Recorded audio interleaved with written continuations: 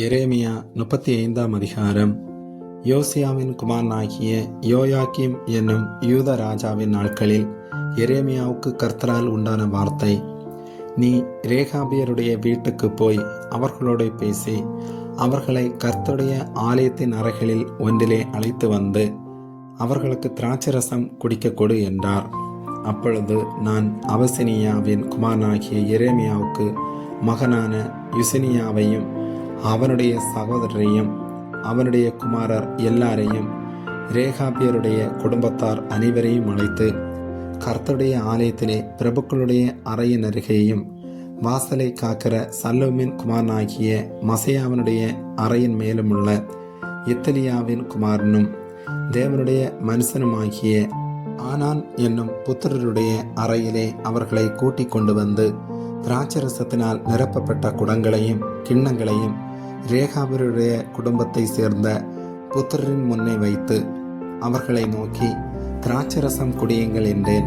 அதற்கு அவர்கள், நாங்கள் திராட்சரசம் குடிக்கிறதில்லை, ஏனென்றால் ரேகாபின் குமாரனாகிய எங்களுடைய தகப்பன் யோனதாப் நீங்கள் பரதேசிகளாய் தங்குகிற தேசத்தில் நீடித்திருக்கும்படிக்கு நீங்களும் உங்கள் பிள்ளைகளும் என்றென்றைக்கும் திராட்சரசம் குடியாமலும் வீட்டை கட்டாமலும் விதையை விதையாமலும் திராட்சை தோட்டத்தை நாட்டாமலும் அதை கையாளாமலும் உங்களுடைய எல்லா நாட்களிலும் கூடாரங்களிலே குடியிருப்பீர்களாக என்று எங்களுக்கு கட்டளையிட்டார். அப்படியே எங்களுடைய எல்லா நாட்களிலும் நாங்களும் எங்கள் ஸ்திரீகளும் எங்கள் குமாரரும் எங்கள் குமார்த்திகளும் திராட்சரசம் குடியாமலும் நாங்கள் குடியிருக்க வீடுகளை கட்டாமலும் ரேகாபின் குமாரனாகிய எங்களுடைய தகப்பன் யோனதாவின் சத்தத்துக்கு கீழ்ப்படிந்திருக்கிறோம்.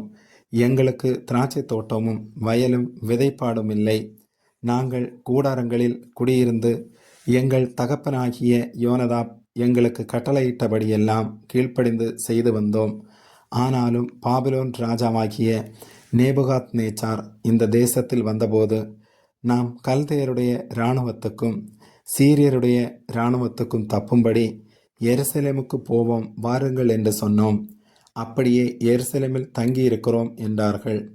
அப்பொழுது கர்த்தருடைய வார்த்தை எரேமியாவுக்கு உண்டாகி அவர், இஸ்ரவேலின் தேவனாகிய சேனைகளின் கர்த்தர் உரைக்கிறது என்னவென்றால், நீ போய் யூதாவின் மனுஷரையும் எருசலேமின் குடிகளையும் நோக்கி, நீங்கள் என் வார்த்தைகளை கேட்டு புத்தியை ஏற்றுக்கொள்ளுகிறதில்லையோ என்று கர்த்தர் சொல்லுகிறார். திராட்சரசம் குடியாதபடிக்கு ரேகாவின் குமாரனாகிய யோனதாப் தன் புத்திரருக்கு கட்டளையிட்ட வார்த்தைகள் கைக்கொள்ளப்பட்டு வருகிறது. அவர்கள் இந்நாள் மட்டும் அதை குடியாமல் தங்கள் தகப்பனுடைய கட்டளைக்கு கீழ்ப்படுகிறார்கள். ஆனாலும் நான் உங்களுக்கு ஏற்கனவே சொல்லிக் கொண்டே இருந்தும் எனக்கு கீழ்ப்படியாமற் போனீர்கள். நீங்கள் அந்நிய தேவர்களை சேவிக்கும்படி அவர்களை பின்பற்றாமல் அவனவன் தன் பொல்லாத வழியை விட்டு திரும்பி உங்கள் நடக்கையை சீர்திருத்துங்கள்.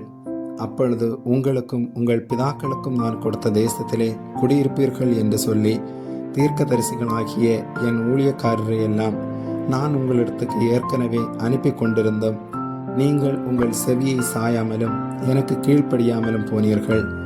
இப்போதும் ரேகாபின் குமாரனாகிய யோனதாபின் புத்திரர் தங்கள் தகப்பன் தங்களுக்கு கட்டளையிட்ட கற்பனையை கை கொண்டிருக்கும் போது இந்த ஜனங்கள் எனக்கு கீழ்ப்படியாமற் போனபடியினாலும் இதோ நான் அவர்களிடத்தில் பேசியும் அவர்கள் கேளாமலும் நான் அவர்களை நோக்கி கூப்பிட்டும் அவர்கள் மறு உத்தரவு கொடாமலும் போனபடியினாலும் யூதாவின் மேலும் எருசலேமின் குடிகள் எல்லாரின் மேலும் நான் அவர்களுக்கு விரோதமாக சொன்ன எல்லா தீங்கையும் வரப்பண்ணுவேன் என்று இஸ்ரவேலின் தேவனும் சேனைகளின் தேவனுமாகிய கர்த்தர் சொல்லுகிறார் என்று சொல் என்றார். பின்னும் எரேமியா ரேகாபியருடைய குடும்பத்தாரை நோக்கி, நீங்கள் உங்கள் தகப்பனாகிய யோனதாபின் கட்டளைக்கு கீழ்ப்படிந்து அவனுடைய கற்பனைகளை எல்லாம் கைக்கொண்டு அவன் உங்களுக்கு கட்டளையிட்டபடியெல்லாம் செய்து வந்தீர்கள் என்று இஸ்ரவேலின் தேவனாகிய சேனைகளின் கர்த்தர் சொல்லுகிறார். ஆதலால் சகல நாட்களிலும் எனக்கு முன்பாக நிற்கத்தக்க புருஷன் ரேகாபின் குமாரனாகிய யோனதாவுக்கு இல்லாமற் போவதில்லை என்று இஸ்ரவேலின் தேவனாகிய சேனைகளின் கர்த்தர் சொல்லுகிறார் என்றான். ஆமேன்.